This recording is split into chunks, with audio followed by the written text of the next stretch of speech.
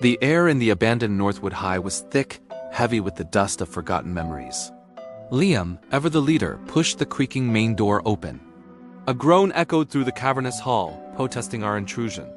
There were 4 of us: Liam, Maya, Chloe, and me. Noah. We were armed with flashlights and the foolish courage of teenagers looking for a thrill. Our beams cut through the darkness, dancing over peeling paint and lockers frozen in time, their doors agape like silent screams. An old school banner, faded and torn, hung limply from the rafters. Home of the Ravens. It felt more like a tomb.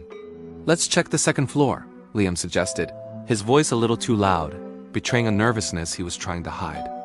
We followed him up the grand staircase, our footsteps echoing unnervingly. The second floor was a maze of classrooms. We peeked into a few. Desks and chairs were overturned, papers scattered like fallen leaves. It looked like everyone had left in a hurry. In the science lab, something caught my eye. A single word was scrawled across the dusty chalkboard in what looked like fresh chalk. Leave. My heart hammered against my ribs. "Guys, look at this," I whispered, my voice trembling. Chloe nervously laughed. Probably some other kids trying to scare us. But her eyes darted around the room, wide with fear. Maya, always the skeptic, ran her finger over the chalk. "It's fresh," she confirmed, her face pale in the flashlight's glow. "We're not alone." A sudden deafening bang from downstairs made us all jump. It sounded like a locker door slamming shut, hard. We froze, our flashlights converging on the classroom doorway, a solid wall of light against the oppressive darkness of the hallway. Silence descended again, thicker and more menacing than before. "Okay, this isn't funny anymore," Chloe whispered, grabbing Liam's arm. "I want to go." "We can't just run," Liam said, trying to sound brave. "We need to see what that was." He was wrong.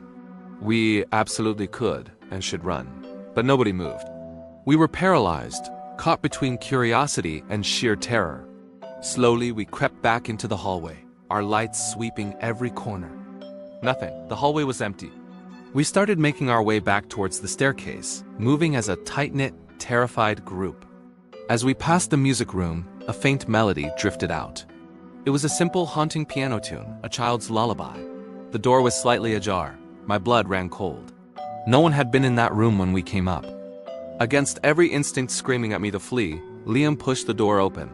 The music stopped abruptly. The room was empty, except for a grand piano sitting in the center. The lid was open. A thick layer of dust covered everything, except for the keys. The ivory keys were pristine, gleaming as if they had just been played. We stared, speechless. Who or what had been playing? Suddenly, the classroom doors slammed shut behind us, plunging us into near-total darkness, our flashlight beams now frantically crisscrossing the room. We were trapped. Panic set in. Chloe screamed. We rushed to the door, pulling and banging on it, but it wouldn't budge. Then, a new sound. A soft, rhythmic scratching. It was coming from inside the room. From the far corner, hidden in shadow. We aimed our lights, and what we saw will be burned into my mind forever. Etched into the wall, letters were being carved by an unseen hand. One by one, they appeared, the scratching sound a symphony of our doom. You should have left. We weren't just exploring an old school. We had walked into a trap. And the entity that resided within the walls of Northwood High was not happy with its new students. As the last letter was carved, a low growl echoed around us, and our flashlights flickered and died. One by one, leaving us in absolute suffocating darkness. All we could hear was our own ragged breathing, and the sound of something slowly shuffling towards us. Thanks for watching. If you enjoyed this story, don't forget to hit that like button and subscribe for more terrifying tales. Stay safe out there.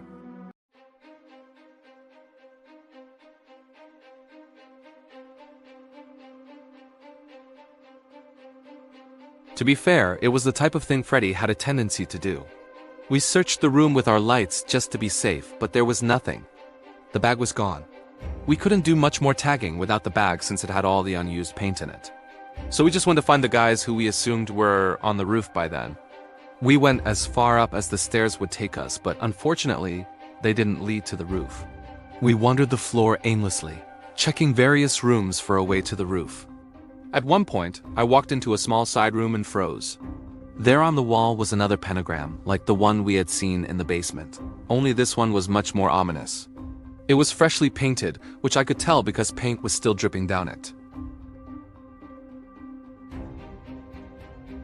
Frank stepped into the room behind me and immediately noticed what I was looking at. Without skipping a beat, he grabbed his bag off the floor and said in a pretty loud voice, "What the hell is wrong with him?" I didn't respond. Even as a joke, it seemed like something that crossed the line a little too much, even for Freddy.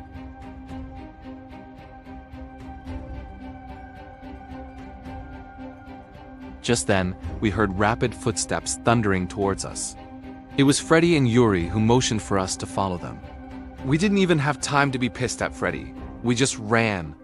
Here's a good rule to live by. If someone tells you to run, you don't stand around and ask questions. That's just plain stupid. As we ran, Yuri tried to explain what was going on, but I couldn't really understand him over all the noise.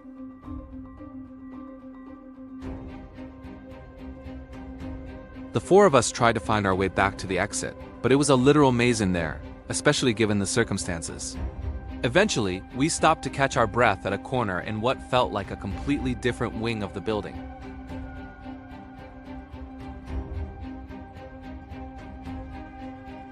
It didn't sound like there was anyone chasing us, so we decided to move slowly and just be as quiet as possible.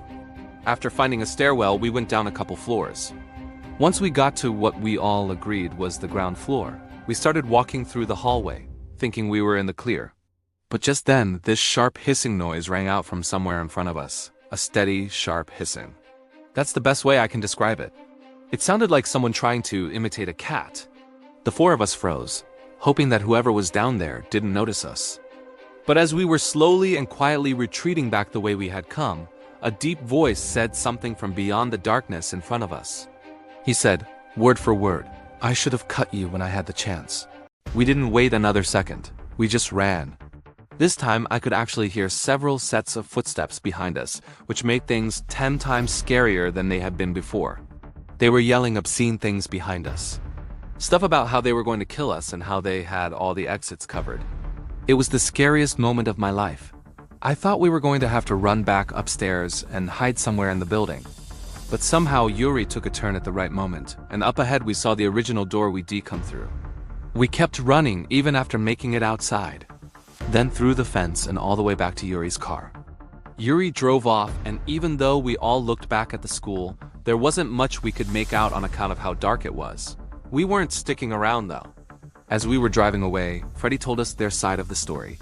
He said that after they failed to find a way to the roof, they had gone down a floor to look for us. Apparently, Freddy started hearing weird metallic clinking coming from one of the rooms, which he assumed was us. He and Yuri walked inside and saw 3 cloaked figures sitting in a circle hunched over something on the floor. According to Freddy, it looked like they were playing some kind of game with glass marbles or stones. As soon as they noticed Freddy, they started scrambling off the floor to chase them. Yuri and Freddy ran back up to the 4th floor to try and lose the people chasing them, which is where they found us. There were so many things that didn't make sense though. This is going to be something I think about regularly for a while. I know it's my own stupidity for letting someone else control my drink, but it's just crazy to think about what some people will do to get what they want.